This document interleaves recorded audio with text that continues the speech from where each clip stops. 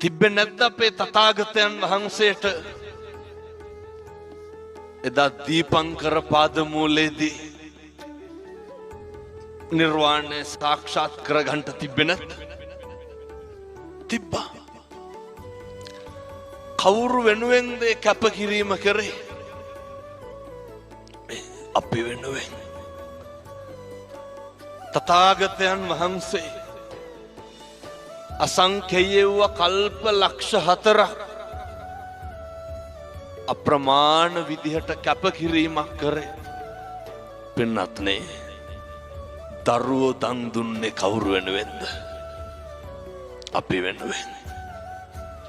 හම්බෙච්ච මහා රාජ්‍ය දන් දුන්නේ අපි වෙනුවෙන්. බිරිඳ දන් දුන්නා අපි වෙනුවෙන්.